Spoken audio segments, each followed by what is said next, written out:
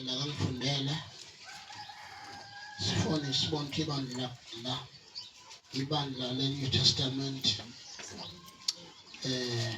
yini lesiphathe ngathi kunamaqiniso amane elwashoyo okufana sibamba namaqiniso amanye afana siwasho.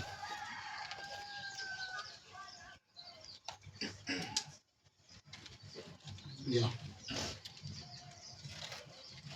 Izenzo chapter 2 verse 42. Fundeka kanje. Bazinikela njalo esifundisweni sabapostoli. Basinikela abaqinisele.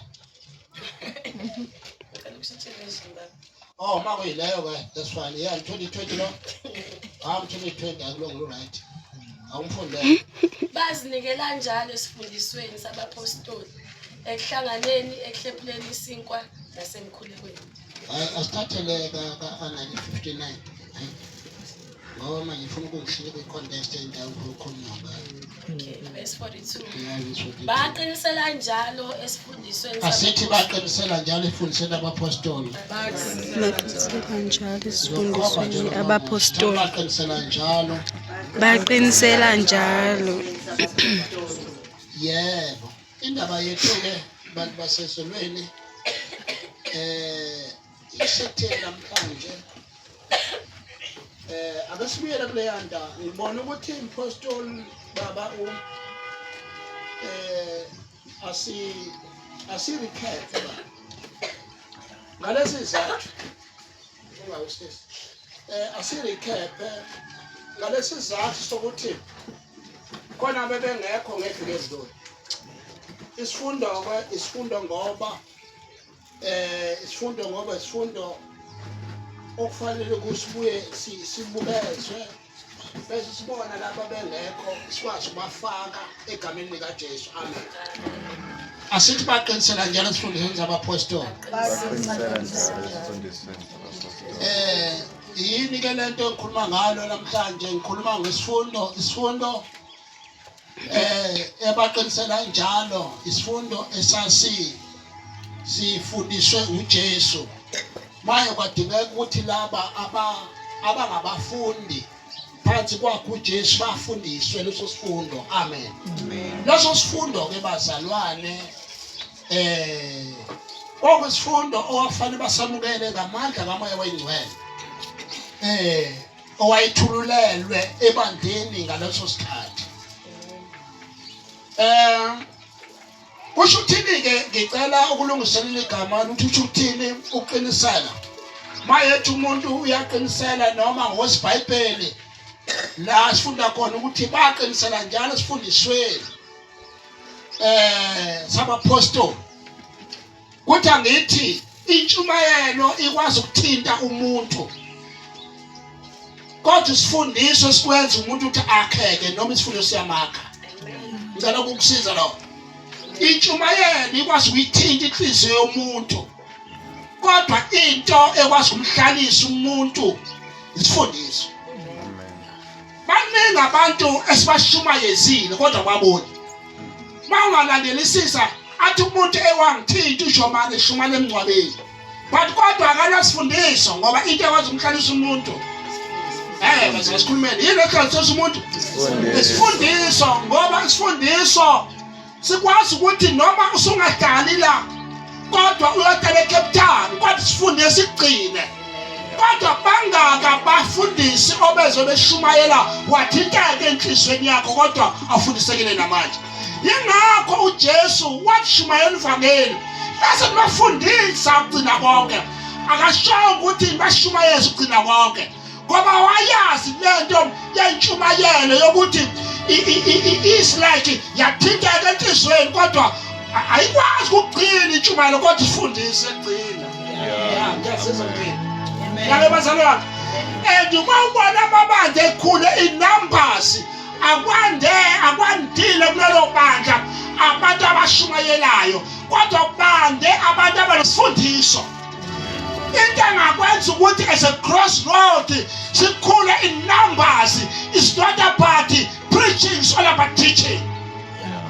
Bambani bazalwane ama teachings. Sometimes ama teachings ayabhola kodwa kuthi ngithi i-teaching bazalwane yebazalwane yasigcina kuthi ngithi uma ekhaya ufundisa abantwana bakho kodwa noma suhambe emhlabeni bese ethi umuntu ngayifunda ekhaya lethu akasho ukuthi ngayishinyeza ekhaya uthi kodwa ngayifunda kukona haleluya isifundiso siyakwazi ukusuka kwi-generation siya kwi-generation isifunda leso amen namhlanje bazalwane sinama-founders amabandla othola ukuthi awawile kodwa sakhona bavele bakutshela into bathi sifundo sala ekhaya amen esasi ngo-1952 isifundo sala ekhaya esasifunda ngo-1906 sisemi kuso kusho ukuthi bazalwane esifundeni kuyamikwa haleluya akunyakazi manje iBhayibheli-ke baqinisela njalo esifundisweni sabapostoli nemvume yakho mfowethu ngicela ungikhonze uqhubuleka nami amen bazalwane into engiyishoyo konke yakha engqondweni ngithi bazalwane intshumayelo igudu ukuthinta inhliziyo kodwa isifundiso siyakwakha angizaba nakuzana asisifundiso siyangakha yabona isifundiso sakha ikholo isifundiso haleluya kodwa ukuthini uqinisela esifundisweni sabapostoli okukhulunywa ngazo uqinisela okoqala kuthiwa ukulalela ukwenza njani ukulalela ungasuka entweni ungasuka entweni efaneleyo amen ukulalela ngithi ungasuka entweni njani efaneleyo khona into efaneleyo njengoba ufundiseka haleluya lalela ifanele lento uthi yazi njengoba amen kuthiwa abapostoli baqinisa esifundisweni amen yayikhona into eqhamuke engafanele kodwa wafanele balalela ngoba lento ayifanele uqinisela ukulalela kwenza uqinisela ukulalela amen okwesibili uqinisela ubekezela amen ukwenza njani ubekezela wathi ngokulalela uyabekezela mathi uyaqinisela kuye ngiyakutshela ibekezelele noma inzima qhubeka amen noma ubone kunzima haleluya yena mnathi lento yasifundisa abapostoli ngoba kwakufanele bahlukaniswe nama-cultures abo kwakufanele bahlukaniswe nenkolo ababekhuliswe ngayo kunzima kodwa babekezela haleluya isifundiso mangakwazi ukusibekezelela angeke uqhubeke ekukholweni bazalwane lento esigene kuyona yokubekezela ayishaya manje haleluya thusa siyakuleta eshiyo mamhlongo ukuzinikela ukwenzeke bazalwane haleluya ukuzinikela ngesikhathi sakho nangamandla akho uyabona abantu beqinisela sinikele hayi bazalwane uyabona ifundisa abapostoli sasawusana ne-sacrifice bayinikele isikhathi sabo nokulalela bazalwane amen nangamandla abo mangikhuluma ngamandla abo khuluma ngemali yabo ngikhuluma ngamasimo abo ngikhuluma ngento baphila ngayo babeqinisa kwangemnandi amen ukusinikela silunikela ukuthembeka mathi umuntu aqinisa esifundisweni fanele athembeke amen yini unefundisiweyo thembeka noma ngaba akekho umfundisi wakho noma akekho amabandla noma nikho ibandla lakho kodwa thembeka ukathembeka hayi bafowethu haleluya lengayisho ndini uyabona ukuthi uthembeke akaguquguquki mamtshanje thina nje Crossroads senza lokho thina nje Kingsway hayi ngiyakothemba yabona mangitshela ukuthi ngishiya ngilithe nama-homestead hayi sengiyazi awuthembekile wena bazalwane kuyathembeka kuyiqinisela esifundisweni ngeke uba yikholwa kodwa ungathembeki thembeka lento encane ngithe kwangithinta ngithe wazolungisa i-decoration ngithe uzoqhuma isikhathini sound sinomhlangano bazalwane ngene conference ngicela ukuthi bazalwane onke amabandla okumzalwane akane-contribution amen yabona kwenza bazalwane ukwathembeka ungathi bazokwenza bazalwane uyabaqinisela asihambisane ukwethembeka ma usebandleni akuthembeke sengiyabona-ke manje ukwesifundisweni sabapostoli kwabapostoli babeqikelela ukwethembeka ayishayayo manje hey kumnandi uba namakholwa angaguquguqile Amen. Manje nje usibanibani. Akangenzela into ethini. Ey bafethu, ngifele ngizikhululekile. Ayi uthembekile usibanibani. Le nto ke bazalwane yokuthembeka uyakha wena. Futhi le nto yokuthembeka ihambisana ne-obedience. Le nto yokuthembeka yasikhona bazalwane ukungakumbona umholi. Amen ngakumbona umholi. Amen mhlawumbe amila. Hallelujah. Mayemila bazalwane ebheka. Yazi ubheka masikhona athembekile azofika naye sana makhona. Hallelujah. Umbona ukuthi akahlaliseki. Hallelujah. Abheke yokuthi Nkosi yami konje lona itende. Yabazalwane. Uyabona uma sisebandleni lethu.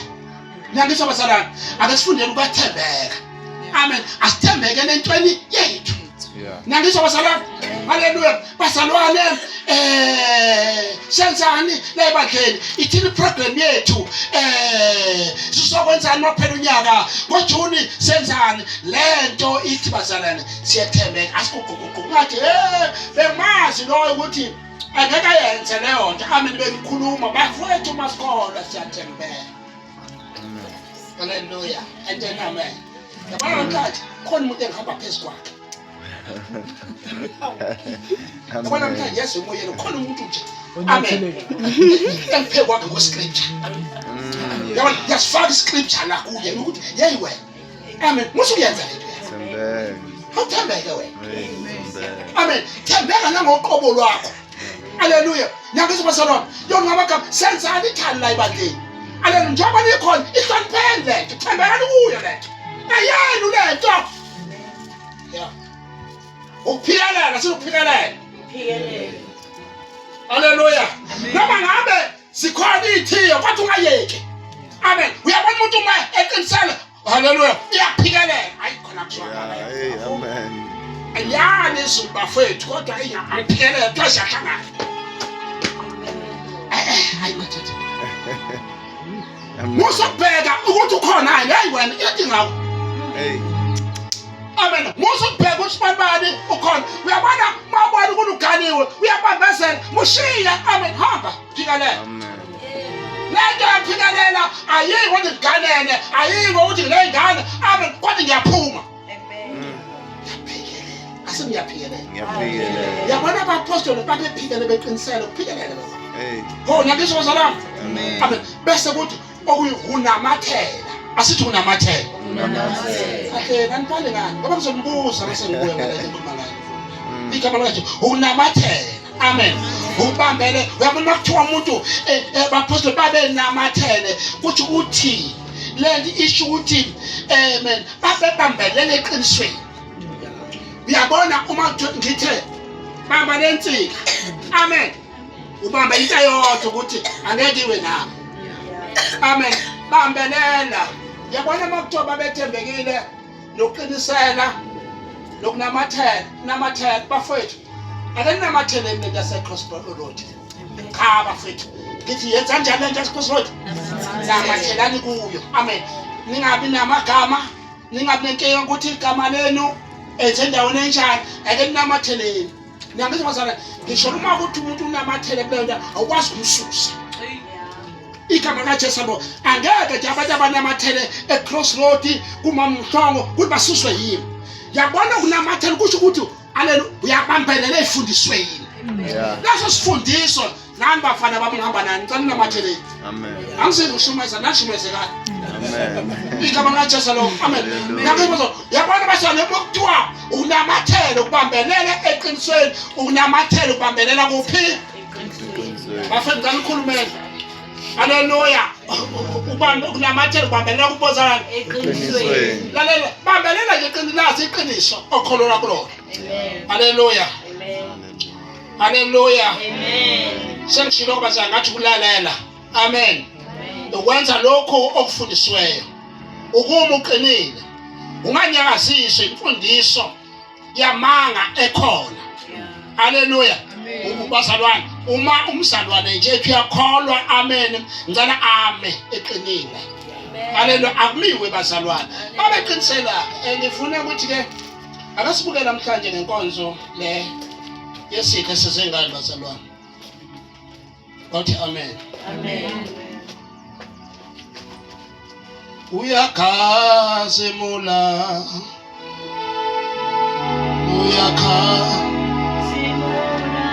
uyakhazimula uyakhazimula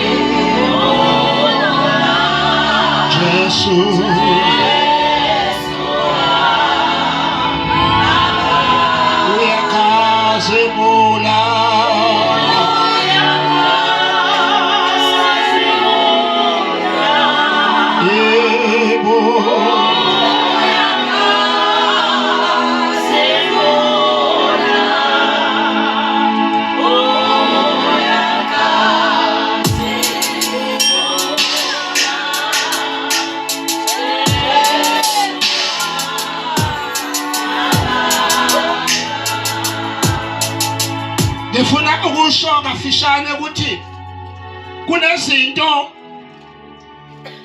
ezu-8 abapostoli ababelida ngokwaphepho wami nokwesifundiso sami engangachaza ngeviki edlule yokuthi into abapostoli ababeqiniseka kuyona nento isifundiso sasimngaso engathi mhlambe kwamaphilasi abapostoli into aboqala nje ababenayo babethi insindiso ngoJesu Kristu. Awuthi amen. Yayingekho enye into ababenayo insindiso yayingoJesu. Yinto ayishunyayelwa Isaiah chapter 4 verse 12 ngoba yinye insindiso akekho omunye ongathola insindiso ngaphandle kaJesu. Indaba abapostoli isifundiswa sabo sasingensindiso ngoJesu. Uma Church of God sizakwenza isifundiswa sabapostoli asayilahli indaba yensindiso yakuthi yonke lento ngoJesu bafethu. Ngoba linye igama abantu abangasindiswa ngalo babe ngalokho. Kwafika ikhathi lakho babuza ukuthi sizolalela ubani phakathi kwenu ngoba babazi ukuthi insindiso ngoJesu. Haleluya. Futhi babazi ukuthi uJesu indlela neqiniso lokuphila akakho ngako uNkulunkulu ngaphandle ayikwakhe. Amen. Insindiso yayingoJesu babe ngalokho. Okwesibili ukuphenduka. Haleluya. Ngikhulumile abazalwane yokuthi yinto abashumayela ukuthi abantu njengoba bebeka insindiso abantu baphenduka. Uma sasifundisa abapostoli asiqaphele yokuthi bazalwane sibizele ukuthi abantu baphenduka.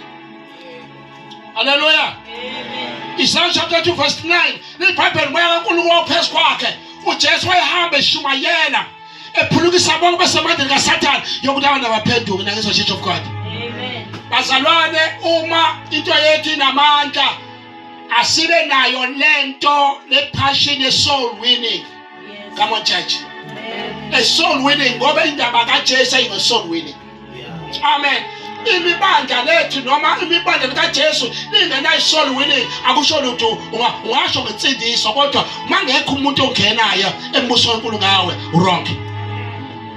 Amen. Kuthi angithi angilungise lokho futhi insindiso uma sesiyamukela ithi wayithola nabanye abayithola insindiso. Abantu abazalwane ngiyaneluleka abafethu akube khona into esho ukuthi invite abantu beze enkonzweni. Mawena umshumayeli ukuthi abashumayeza ba invite. Amen. Uzofika umshumayeli ekhona ipurpose yabantu ukuthi abasindiswe abafethu. Uthanda ukuthi bonke abantu basindiswe. Bafikelwa ziqiniso. Okwesithathu umbhabhadiso. Amen. Nansi indaba mase uphendukile into silindele kuwe ungene emanzini. uJesu washo njalo Matthew 28 lephapha malishuma livangeli emhlabeni wonke abakholwayo babhabhadise etheni amen. Okwesi-4 umoya oyingcwele, sithi umoya oyingcwele. Sithi umoya oyingcwele. Bazalwane, indaba yethu ingomoya oyingcwele. Ukuthi bazalwane, lithi iBhayibheli niyomukelisa amandla kamoya oyingcwele masefile kini. Haleluya, lifakaze indaba yethu ingomoya oyingcwele ukuthi abazalwane kufanele ukuthi bamamukele umoya oyingcwele. Amen. Okwesihlanu ukuhlanganyela kwebandla. Umibandla Psalm chapter 2 verse 42 ubalulekile ukuthi ibandla lihlanganyele. Ibandla lihlanganyele. Haleluya. Igama likaJesu libonga. Bese ukuthi okwesithupha isidlo senkotho okuzokhuluma ngakho namhlanje. Bese kuba umkhuleko. Bese ukuthi wagcina ibandla lifanele lifundiseke ukuthi alilindele phela ukuya kwakhe. Amen. Kuya yonke into bazifocus yethu yokuthi uJesu bazalwane uyabuya. Amen. Indaba ke yebandla yayinjani? Ngicela sikhulume ngalokhu bazalwane.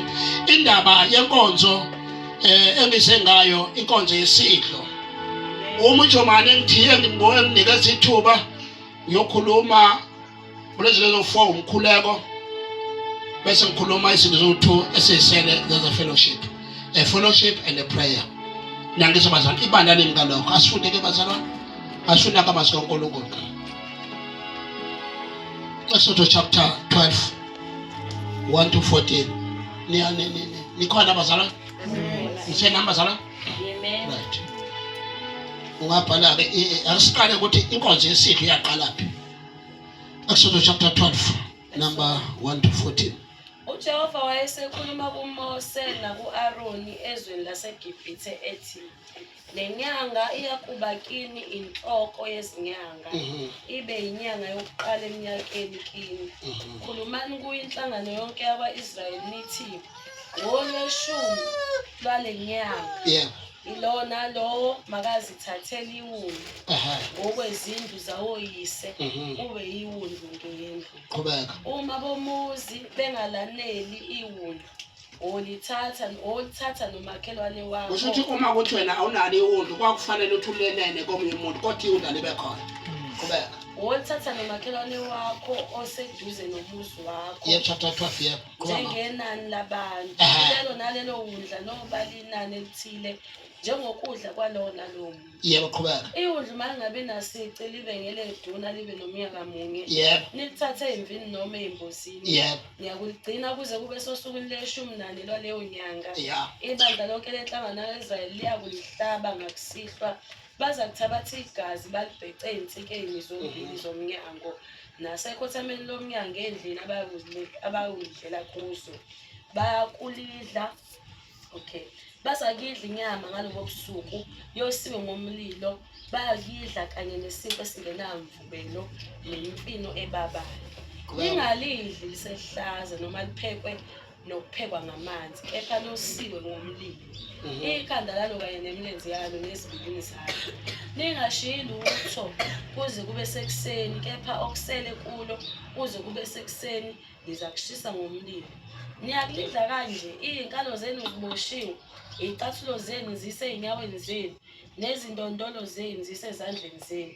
Niyakulidla ngokushesha, kuyiphasika likaJehova, ngokuba ngiyakudabula izwe laseGibhithe ngalobo busuku, ngibulale onke amazibulo ezweni laseGibhithe, abantu ney'nkomo ngenza izahlulelo kuzo zonke iy'thixo zaseGibhithe. NginguJehova. Igazi liyakuba luphawu lenu ezindlini lapho nikhona. Nanxa ngibona igazi ngiyakudlula kini, ningehlelwa isifo sokunibhubhisa lapho ngibulala izwe laseGibhithe. Lolo suku liyakuba isikhumbuzo kini, nilugcine lube ngumkhosi kaJehova, alolugcina izizukulwane ngezizukulwane ngokomthetho waphakade. Inkosi ayibusiseke. Amen. Amen.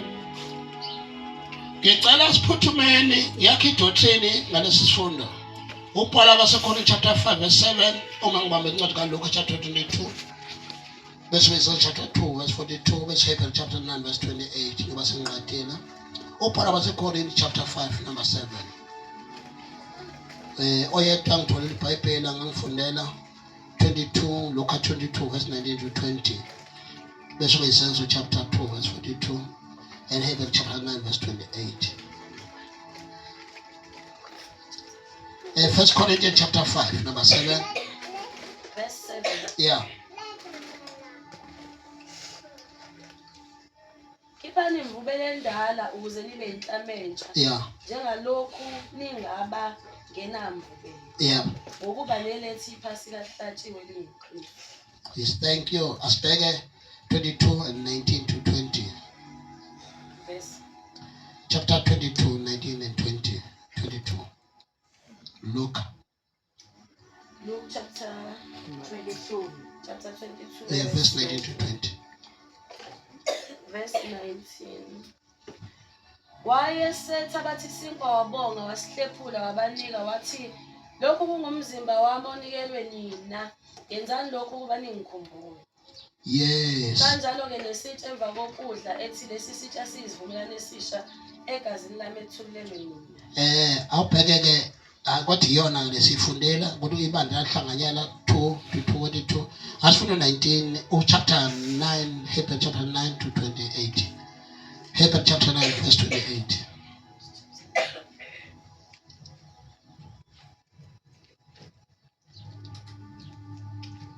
Chapter 9 verse 28.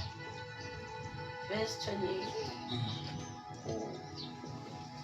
Unjalo noKristu esenikelwe kanye ukubathwala izono zabaningi uyakubonakala ngokwesibili ngaphandle kwezono kulabo abamlindeleyo kube ngokusindiswa. Wathandaza mama. Abizwi lapho kunabantu khuluma ngalo phakathi kwethu siyalo usiqondise usifundise abawuthola amandla onke egameni likaKristu Jesu waseNazaretha. Ngivumelani bazalwane. Ngalesi sifundo babunjomane sengamahamba ngasibheka siyawususa umsindo emzimbeni kaKristu. Lama verse esengikhulume ngawo kahle hle akulona ivesi elilodwa la kodwa ubabhali ngokuhlukahlukana kwakhona. Isidlo saqala ku-Exodus chapter 12.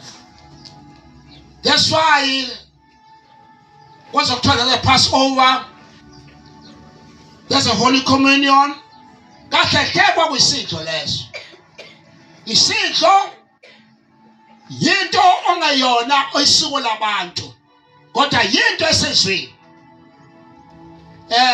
Ku-chapter 12 ndithi-ke ngoba sengizwile ukuthi kwathi ngosuku noma lonyanga ethile abantu bakwa-Israyeli sebephuma eGibhithe kwenziwa lento kwathiwa akube nalowo muzi awube nalo iwundlu. Leli wundlu libulawe makuthi umuntu akanalo iwundlu kodwa akahamba lifuna kwamakhelwane wakhe noma lelane kodwa nina bazalwane baseGosheni noma nina bantu bakwa-Israyeli kwenzeni lokhu yokuthi kwathi umuzi nomuzi awube nalo iwundlu. Kunezinto engifuna kuyi-unpacka eziwu-4 ngo-chapter 12. Oqala iwundlu, asithi iwundlu. Okwesibili yigazi. Amen. Bese kuthi okwesithathu umlilo. Asithi umlilo bazalwane. Uyabona-ke bese kuthi okwesine isikwa esingenamvubelo. Ngicabanga ukuthi uma unga-understanda lezi zinto-ke uzoba right esidlweni. 1. La bazalwane kwi-Old Testament kuveza ukuthi akube nalo muzi awube nalo iwundlu kodwa kwasekubeka ukuthi akube iwundlu neminyaka emingaki akube iwundlu elingenasici bese liyabulawa bese liyadliwa. 1. Bese libhekwa emnyango igazi ngoba khona ozayo umbhubhisi. Kuyathi uma ibona leli gazi bese yadlula igazi. 2. Fanele noma lidle iwundlu kodwa anibe nesikwa esikenamvubelo. Ngosiphelipheleni isikwa esikenamvubelo isikwa esikenawo yeast. Kusho usodliwa isikwa njengoba sinjalo. Kusho ukuthi uma kuzodlala isikwa lesi kwafanele kuhlanganiswa amanzi noflawa bese-ke kube isikwa lesi bese-ke bazalwane sifake emlilweni. Ukuthi angisiphethe la. Uyabona lesinkwa ngendlela engabe ngasijastadisa ngazo kwathiwa yade breaking of bread sasingafani no Albanson sasikheshula ngoba kwakuyisinkwa sasigela mfube kwakheshulwe amen besinika somuntu kodwa kwafuna ukuhlanganiswa amanzi no flour amen khona ke engiyakhona bafowethu noma ngingathi nje babunjwa mana ngilungise lokuqala ukuthi njengoba kuhlangene amanzi no flour amen uflour urepresenta wena njengoba unjalo but amanzi arepresent izwi kaNkulunkulu yabuthi kahle mase sikhona asifake enye into kuwe sifake izwi yabona umuntu amen fanele sifake izwi siyaqubi enye into lesi come on masana ngoba siyasumphumela wezwi kaNkulunkulu kwafanele ukuthi ulande njengoba unjalo esonweni bese kufaka izwi asalwana into ekwazi ukugcina umzalwane is all about the word of God haleluya into engekho ezwini ngifuna ukutshela kuyona futhi asithi ukukwakha ngenye into engekho ezwini fanele wakhiwe yezwi ngoba izwi lokuphila haleluya ingaba xutshwa amanzi nani basa no flour amen okwesibili bese kuba haleluya yigazi angichaze nje bazana kafisha ngoba khona mfuni yakhona kuthiwa la bahlobo bami uma utholele wondlo kwafanele ukuthi ulibulale wena ekhaya bese nibheca igazi emakhothameni omnyango anti amen Amen. kodwa iwundla libe khona asithe libe khona iwundla khona bengiyakhona amen iwundla libe salana libe khona umusi awube khona ini umusi awube khona ini uma sekukhona iwundlu amen iwundlu lizala igazi nangesibazalana nangesibazalana hayi bese ke efika umbhubhisi ebusuku kuthi umbhubhisi wathi mayifika wafika wathiwa igazi wase edlula wadlulela kwaNestor wathola kwaNestor ukuthi alikho igazi bafa bonke onkamasibulo kodwa la kunegazi khona haleluya bavele baba khona ukuphila lalelani yasi bengayazi indaba yomlilo amen yokuthi kanti ngoba ubona ukupheka isinkwa ngomlilo usho inhlupheko yokuthi njengoba wena usuqala ukuhlanganyela emzimbeni kaJesu ukuthi uthi mina ngihlupheka naye mina ngibusa kanye naye ngoba umlilo urepresenta inhlupheko wena ngizwazana njengoba ke sokhulunywa ngakho lamavesi lithi nelethi wundlu lihlantshiwe amen bese phala futhi izenzo lithi izenzo bazalwane ibantu bahlangene lahlangana esidlweni lihlangana emthandazweni lihlangana emkhulekweni lihlangana esifundisweni kusho ukuthi bazalwane angeke sithi lento yesidla ayikho ngoba isifundiso siyaqiniseka noma siyaqiniseka ngaso uma abaloba kwakudlula kokubili kuthi nesifundisi khona ukuthi inkonzo yesidlo akekho ngathi ayikho ngoba uOld Testament yashiwo nakuNew Testament basala kusho ukuthi inkonzo yesidlo ikhona angeke ngithi mina angeke usake isifundiso ngechapter yodwa eBhayibheli njengoba kukhulunywa ngo-Exodus ngoba kukhulunywa ngoLuka ngoba kukhulunywa ngesenzo ngoba kukhulunywa ngoHebheru kukhulunywa ngento yodwa yesidlo kusho ukuthi isidlo sikhona sifanele yokuthi abazali bakhona basamukele haleluya kusho lento engifundisayo yinto ekhona eBhayibhelini amen uyanike bazalwane haleluya isidlo ke bafowethu senkosi okukhulunywa ngaso iwundlu umhlatshelo sithi iwundlu umhlatshelo asithi iwundlu umhlatshelo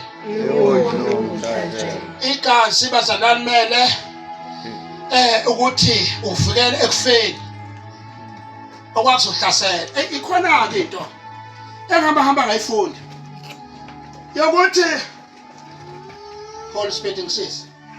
Uyabona uma siya ngale nto yegazi. Ngiyanicela bazali ningayithathi kancane. It's very important. No matter what, noma haba understand ijothi legazi. Kodwa sahamba understand le. Uyazi ukuthi njengoba kukhona igazi emakhothameni ezindlu noma eminyango kuvele ukufa kuhambe kuye ngale. Lokho kwakusho ukuthi igazi is all about protection. Igazi all about deliverance. Lapho khona igazi khona inkululeko. Khona ukuvikeleka. Amen. Ngoba babona bese lifaka emakhothameni emnyango. Umnyango we-Old Testament, New Testament omele inhliziyo yakho. Umzalwane ungenani igazi iniwathi. Haleluya. Ikhona into engakushaya. Nangisho bazalwane. Ngicela ukuyifaka babujomana lento yokuthi uma sesikhulile ngokwenene. That's my vision. Uma sikhulile ngokwenene saqona wembhalo. Yilona lo mzalwane ngokuthi iBhayibheli yilona lo khanda likhona ibuthu lalizala igazi. Uma sesikhulile ngokwenene kuyukuthi kuyabalekile ukuthi kube naloyo musa lo musa ube nasihlo.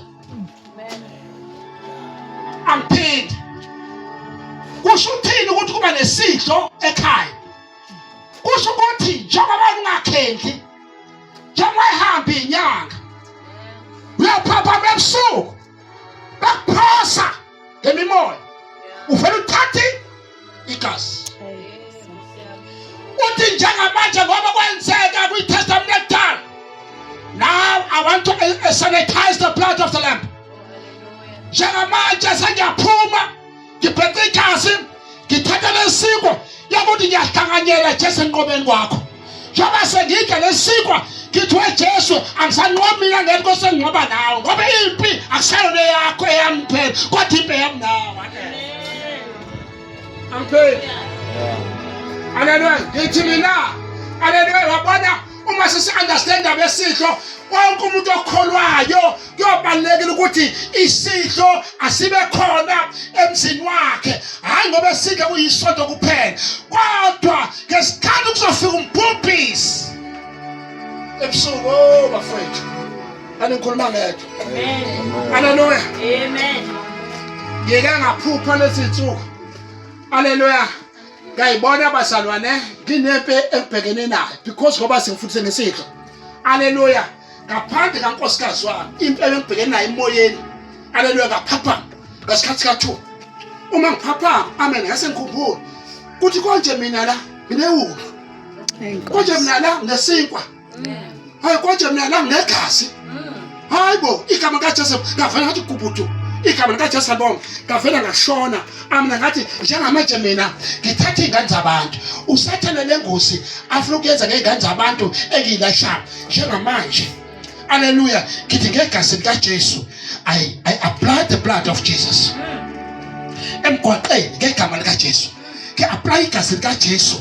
Esitelengeni ngisiphethe ngesikhathi ngiligwinya angigwinyanga igazi amen ejwayelekile ngathi leli igazi ngimemezela ukubuya kaJesu yokuthi akukho sifo akukho ngosi esodasela la ngihamba khona njengamanje I'm busy drinking the blood of Jesus. Njengamanje ngithatha leqebelengwana ngoba iqebelengwana elibuye emlilweni ngiyaqonda yokuthi sikwa esingenamvubelo esingenasono esithandazelwa. Hayi basala ngesikhathi ngigibasa ngesikhathi ngisidla lesisikwa amen.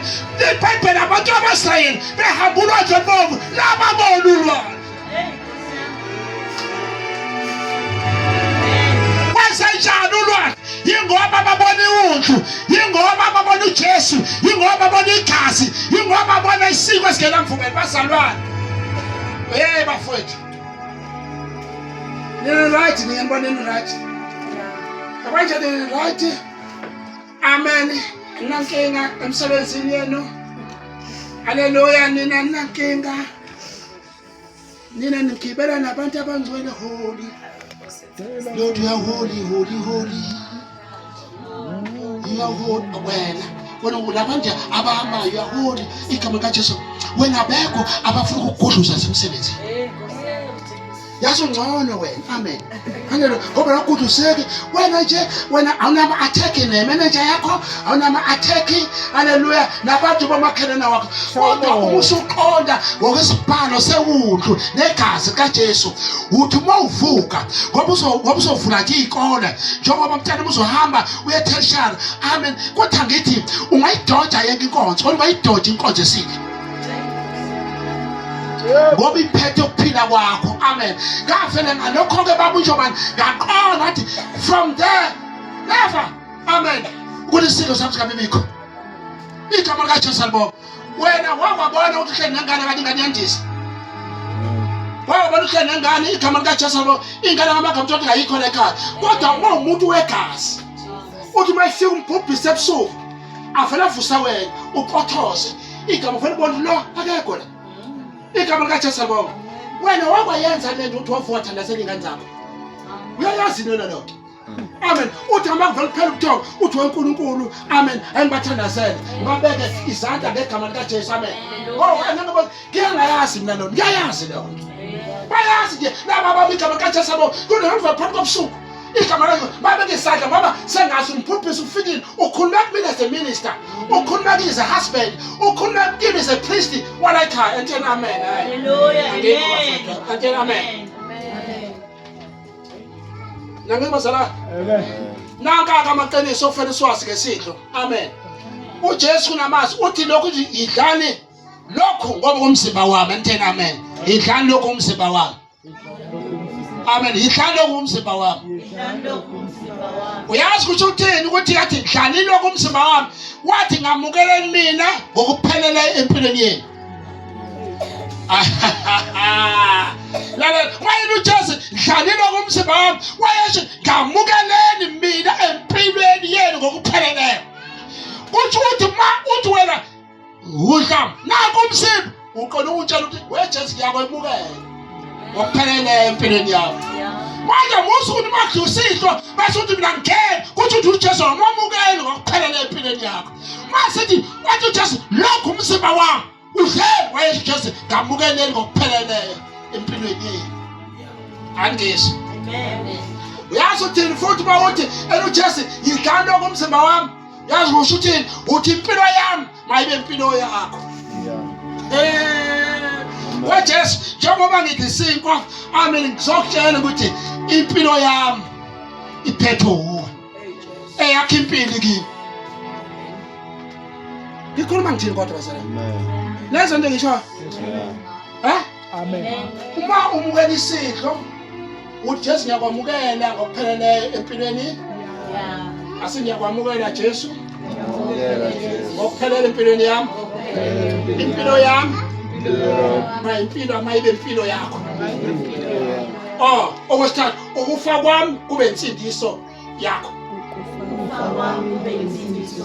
usho ukuthi uJesu wayesho ethi ukufa kwami kube insindiso yenu usho ukuthi ngokufa kwami nathola insindiso amen usho ukuthi impilo yami yayimpilo yenu usho ukuthi uJesu wathi nangisakwazi ukuyiphilela that's why Paul athi angisakwazi ukuphila ngiphila ngala Kristu athi amen uma uJesu ethi isinkwa ethi isinkwa umzimba wami usazophula ukuze nina nithole ukuphila namukele mina njengokudla kwenu ngokomoya haleluya amen come on isinto senkosi asona nje isinkwa newayini ayabona kanje manje mase classini yosamula nesithi amen ngoba ngasisitolo sami amen iclass le angishumayela amen cha lutho yabona abantu abathandayo ukufunda bangithola kodwa abajwayele ukushunyayeza I'm so time angikho la isidla sisona nje isinkwa newayini isidla kusona isinkwa nani bazalwane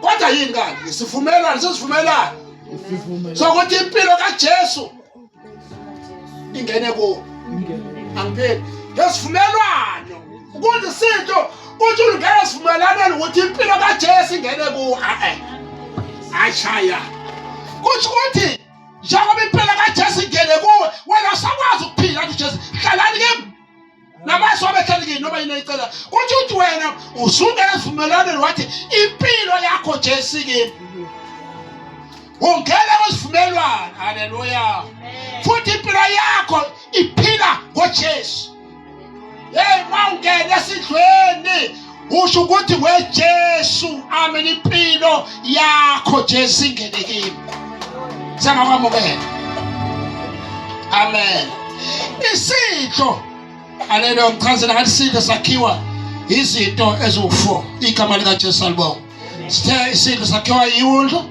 igazi isinkwa ngegama lika Jesu amen bese kuba umlilo haleluya uma songenwa enkonzweni yesidlo ngicela ukulungisa leli verse baba sengiyathandaza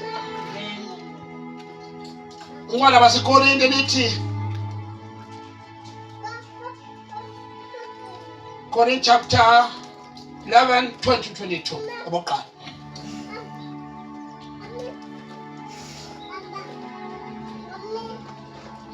Kaloko ke yilo odlayo lesisinkwa noma phuze indebe yenkosi kongafanele iyakuba necala ngomzimba nangegazi lenkosi kepha umuntu makasitholisise yena bese ethi sinkwa phuze newayini haleluya amen ngiyasilungisela umbuso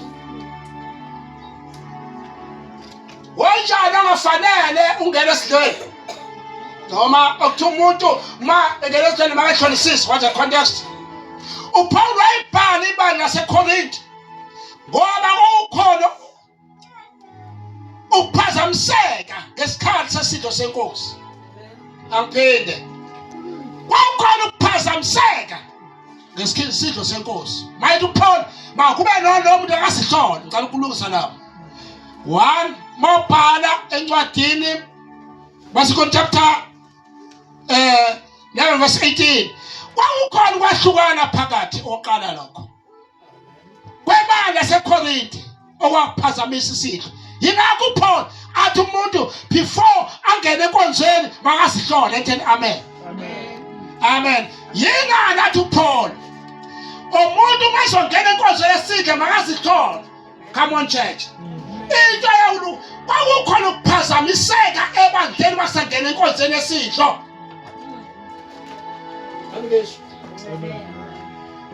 phazamiseka masongena enkonzweni yabasalana that's why Paul athi ke njengoba sizongena enkonzweni yesidlo akube naloyo umuntu akasihlole 1 amen kwakukhona amaqembu amabili haleluya wangaboni ngasolinye nabe sibazalwana amen omunye athi mina ngwabani omunye athi ngoPaul athi mina ngaKephas omunye athi ngwabani manje usathi uPaul bazalwane mina kanti ukhashi uhlukene yini why understand uPaul yawubazalwane nasingena sithi yasibe munye amen that's why athi ke akukho kuyishonisisa before amen yakhulwa ngazona khulwa nje indlela abazalwane babeyiphethe ngayo ampini kokhulwa nje ngebehavior yabazalwane athi omunye ngosibane uthola ukuthi bangene ebandleni bazalwane kanti abazalwane banokuhlukana phakathi ethi amen kanti lento ngesikhathi bethi isidlo babesihamba sonke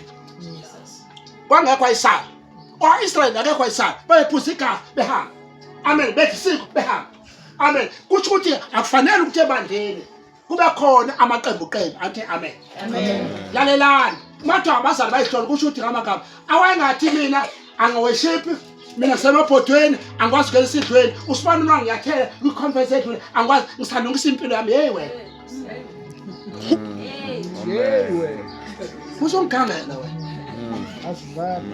asidlala siyakhonza awuthi amen nangezazala amen la uyabona kwenye ivesi lithi abanye phakathi kwenu babuthakathaka kodwa ngesikhathi umuntu ekisidlo ila uthi noma ngene ngaxolelananga naye kodwa ngegazi ayiyamfolela amen angilumseni yabona lento esidlo ithi yazi ngisuka ekhaya izolinga ziyahamba ngifundela ngibonane ngikhulumele eyomsebenzi bangqobaqobele khona umuntu akadistance ngenxa yenkinga yomsebenzi azoyifaka ebandleni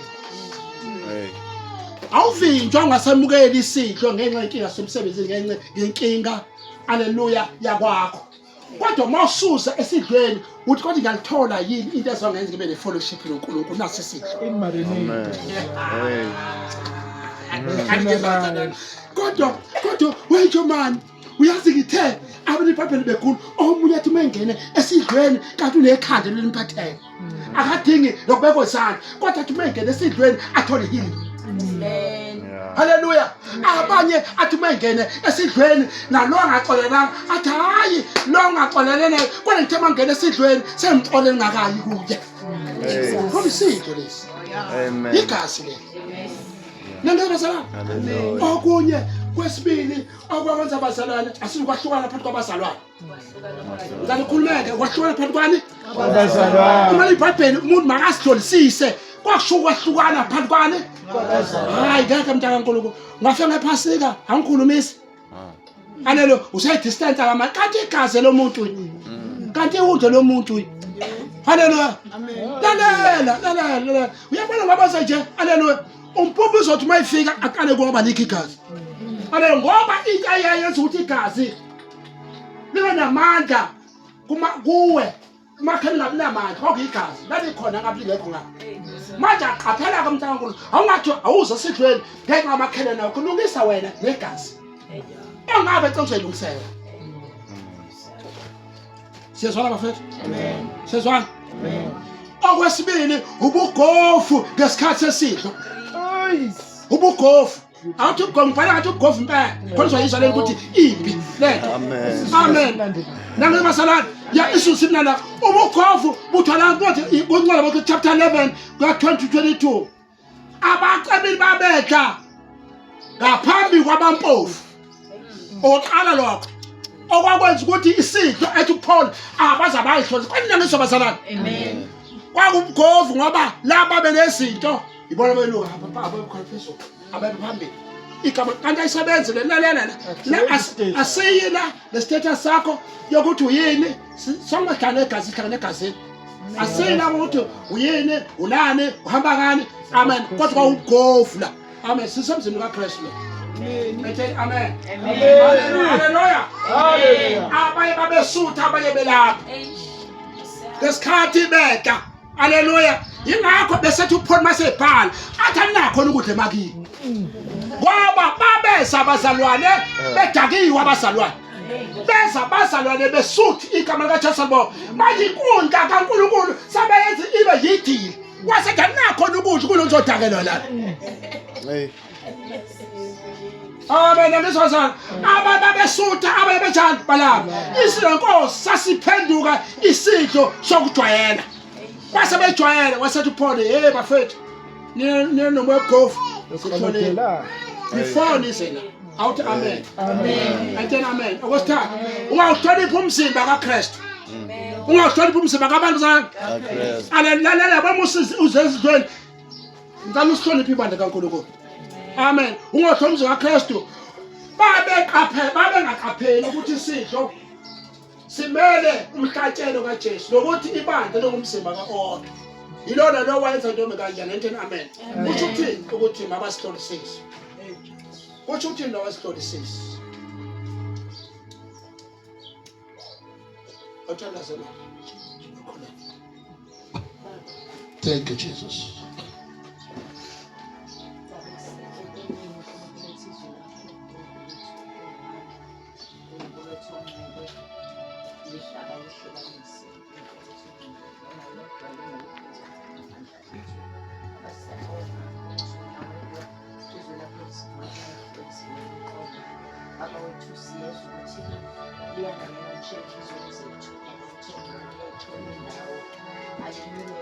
Thank you, Jesus.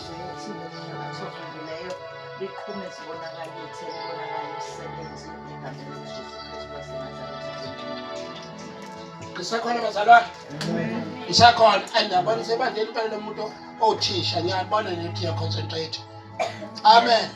Kusho ukuthina ukuthi awasihlolisise lento izinto ezazenza ukuthi ababezenza before bengene endlini kaNkulunkulu babe ngamaqembu izinto ezazibahlasele njengebandla awuthi amen ukwahlukana but now sengifuna sibheke ngqo igama likaJesu iruthi le ebengikhuluma ngayo noma kwakuyona into eyitshalekile uMathoma abasihlolisisi kwakusho ukuthini kuhlolisisa ukuthi abasihlole ubudlelweni bakhe babo noNkulunkulu awuthi amen uma kuthi umuntu akasihlole kwakusho ukuthi ithini relationship yakho noNkulunkulu la yayikhuluma nge-relationship amen bese umuntu aphenduke ezonweni azaziyo angiphinda alelo izono azaziyo before usuthatha uthi lokho umzimba ukuqala into esibheka kuyo i-fellowship baba ngaleli gazi baba ngalesi sinkwa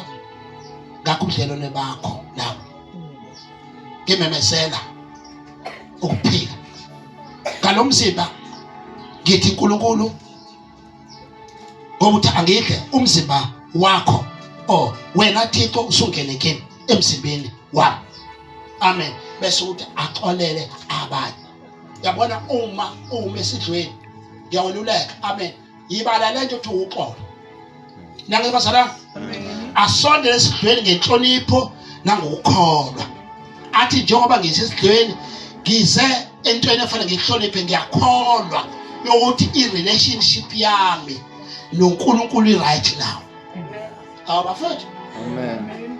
i-relationship yami noNkulunkulu njani manje right nalaba nkulu engabaxolela la ngisengixolelene nabo nangisho bazalana kwakusho lokho igama likaJesu lo besithi aqonde ukubaluleka komzimba negazi kaKristu kungani uPaul asho lokho ngoba abanye bathatha isinto bonganaki ngenxa lokho baningi ababuthakathaka nabagulayo futhi abaningi balele glory to Jesus bazalwane kuthi angithi njengoba ngizomukela kwase sidlo yakho ubudlelwane bakho noNkulunkulu khona yesenjani axola kumuntu ukuphume ungaxolanga kumuntu ukuphume namaqhubu hayi baza asuhloniphela umzimba mawungena endlweni uyohlonipha umzimba kaKristu angizwa bafethu amen ngizalana lokhu kubonisa ukuthi uNkulunkulu ufuna isilo senkosi siphathe ngenhlonipho haleluya siphathe ngani isilo senkosi ngenhlonipho kangaye eGoli kuyiphaya abafundisi esantini uma ngifika so inkonzo esidlo yo ashasa khona azongeza isidlo i-attire yakho ama-crocs akhona abafana bakhona uthayi izitsha zakhona haleluya bayithengile igama likaJesu uma kuthi usuzomukela isidlo igama likaJesu libonga uyabona ukuthi nabantu khona into abayibemezelayo that's excellence Yes. namabazalwane Amen. ngesikhathi lamantombazana akhona emukela isidlo uyabona ukuthi asiphethe futhi ahlonipha umkamuntu okuyibani uyaboneleka Yeah. bazalwane ngicela ukuthi ibandla kaJesu hlonishwe asikethi nje ngoba senze isonto kanjani but kuze kwathi thina saqala emasonto kwathi isonto elikhulu kwathi isonto labazalwane Enkulu. elikhulu umbona mina ngakho nje Church of England ubona uSeva mama ngephamba angizwa nini haleluya ungabona abantu nina bazalwane thina abantu abasindisiweyo senze isidomi kanjani nje endlini kaNkulunkulu yahlonishwa lento kaNkulunkulu nangabazalwane hale akaca ukuthi bathi isidlo senkosi siyahlonishwa nangabazalwane yiba kahle uba representative yakuthi uzoseva umkamuntu ingakho ukuPaul wasebhanga ngoba abantu bengesihloniphi isidlo bayenza noma into kanye hayi bafethu hayi nampela ngiyayala incane nami ngiyayinqaba ebandleni igama ukuthi masomukule isidlo senkosi ufele wenze noma kanjani yazini ukuthi isonto elikhulu lokwamukela akula lo muntu ayilungiselele ayihlolisise Ngiyokwakha ubudlelwane bami noNkulunkulu. Ngiyobaxolela abengimisekayo ngoba ngiyamemezela ukufa kukaJesu. Igazi lemihlatshelo yonke abaJuda lalingelo valoli lingesusu kona. Enten amen. Enten amen. Uma sithi i-declaration engithi angashiya ema-crossroad. Uma ngithi ngiyangena enkonzweni yesidlo, ngisho ngithi I'm saved, anisho njalo I'm saved? By the lamp. I'm covered by the blood. Awuna ngesibazala? I'm refined by the fire. I'm the being formed into image of Christ. Enten amen. Enten bazalwane amen. Uma ke sidla singena esidlweni senkosi suke sisho lezo zinto. uNkulunkulu akanibusisa. Ngicala ngemva kamfundisi 2 minutes. Yena ufuna ukubuza ngesidlo. Noma nifundisile yena ufuna ukubuza ungaqondi ngesidlo. Ngicela umsakhe ngemva kamfundisi esotweni akubuza imibuzo kodwa ngicela ukuthi ngofuna umbuzo. Akho-ke buza. Umuntu ongabhaphathisiwe uyasidla isidlo. Umbuzo omkhulu umuntu ongena emanzini siqa simfundise amaqiniso awu-8. Sikhuluma ngensindiso okwesibili ukuphendula. Asikwazi kumfaka umuntu esidleni engaphenduka akaphenduka athola amanzi. Asiqale lapha emanzini kodwa uqala kube uphendukile sithola amanzi siyangena esidleni. Correct. Umimuzo uthini? Yeah. Ma umuntu ebhaphathizwa but at that time engamazi uNkulunkulu engabhaphathizwa futhi. Sise awukumbhaphathizwa abantu bengamazi uJesu uqala uphendukile yini. Mase uphendukile haleluya siqala uphendukile. Waphenduka usiyamazi uJesu. Ngokuphila kuyilokho kuza noJesu inkosi. Uthi uphenduka bese ubhaphathizwa. Ngiyabona lokho kwase kwalela sonto lami. Ngangimncane age of 9 years. Ngasiwa ngaqinisa esontweni ngavele haleluya ngabhaphathisa kwakhona umuntu ongimele kodwa ngamagama ummeli wami asikhuluma baba ngiyakwazi ngiqale phansi ngiyongena emanzini ngoba sengizahlukanisa kodwa ngithi umuntu ongena emanzini umuntu ozahlukanisela ngezwi likaNkulunkulu. Amen. Yaphendula? Amen. Khona kodwa umusa. Lapha nasikhathi sibalela ugcine 7 eka 8 angizwana. Ubala lapha bale khona insindiso eNkosi Kristu uphenduka ugcine 7 kunamba 8 sibamezela ukubuya kwakhe. Ubuya kaJesu. Amen. Second coming. Uba nomena umbuzo? Mfundisi ungababuza noma mfundisi ungababuza? Yebo sisi. No, ngicela ukucacisa uthanda umfundisi uthi umbhaphathisi wakho oqala uma ukuthi wawungaphendukile unal and void. Sisi. Ngifuna nawe. Kusho ukuthi kufanele ubhaphathise. Akufanele ukuthi ubhaphathisa. Owangena. So kufanele ukuthatha isidlo ke yena. Afanele asimeqale emanzini. Akayobhuda. Akakwazi ukusithatha. Lo mphaphana siubani ngoba sesho umase ubani ngoba engaphendukile. Usidle sabantu abaphasi bephendukile. Ngisho ngoba nami ngiyabhaphathisa. Kodwa ubhaphathiso ngaqaqwe. Othini sisamchazela. Konjani ucathile? Chaza kwemanzini kodwa umfundisi wakhe mesifundisa sabonze akufana lokho esenze ingenziwa bona mina. Awusisi ufanele amanzi amaningi wafanele ungene emanzini. Ukhoneta amanzi usikhoneta amanzi. Ngeke sifundiswe.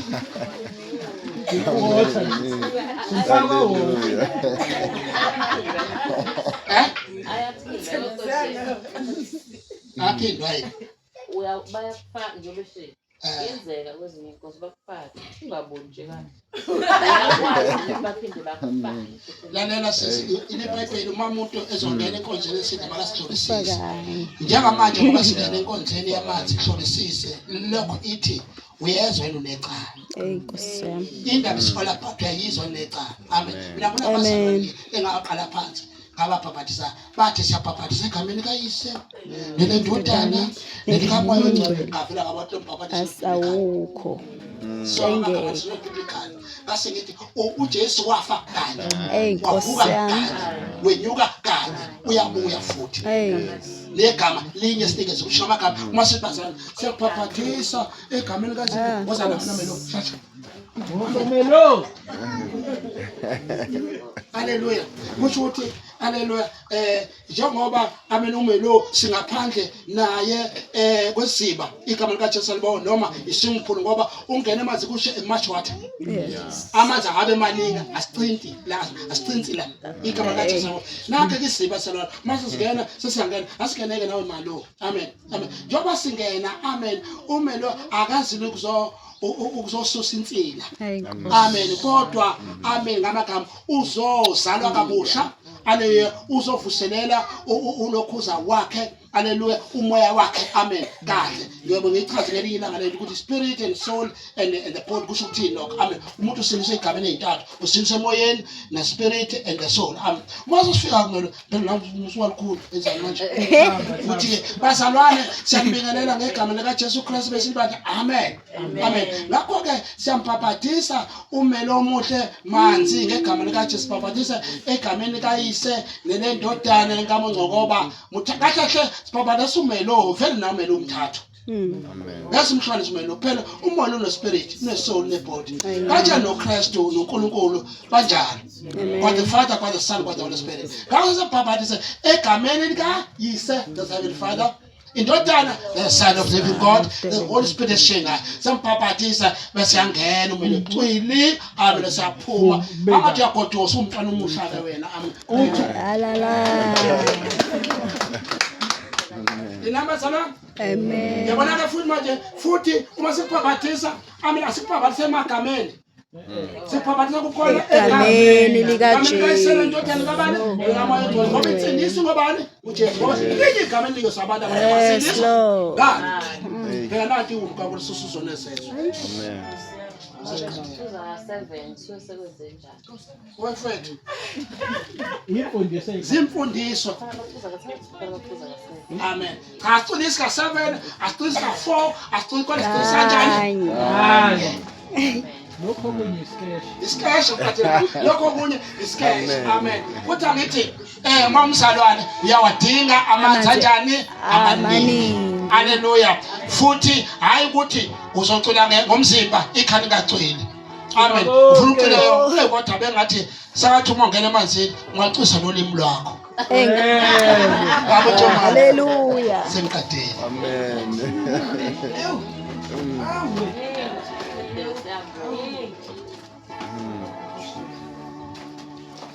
Ake sifake izandla sibonga umpostoli.